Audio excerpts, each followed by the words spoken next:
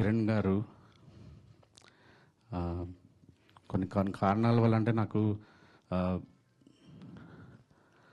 ఈ కథ ఒక సరెండర్ అయితేనే ఈ కథ చెప్పగలం. అంటే డైరెక్టర్ని, రచయితని ఎక్కువ అంటే నేను చెప్పింది క్యారెక్టరైజేషన్ గురించి ప్రశ్నలు అడగచ్చు, కానీ తన ఇమేజ్ గురించి కానీ, పబ్లిసిటీ గురించి కానీ, ఆడియో ఎందుకు ఇలా ఉంది కానీ, ఇలాంటి తన ఇందాక అనంత్ శ్రీరామ్ అన్నట్టున అన్ని అహం చంపుకొని ఉన్న ఒక నటుడు కావాలి ఈ సినిమాకి.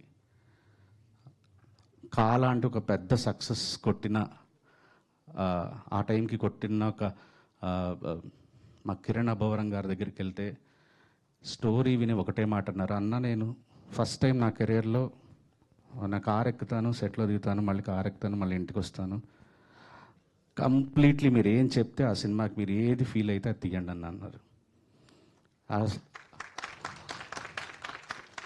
ఈ రోజుకి కూడా ఆయన మాకిచ్చిన ఆ చనువు, ఆ గౌరవం నిజంగా ఇంకా ఎక్కువ ఆయన ప్రేమించేలా చేసింది.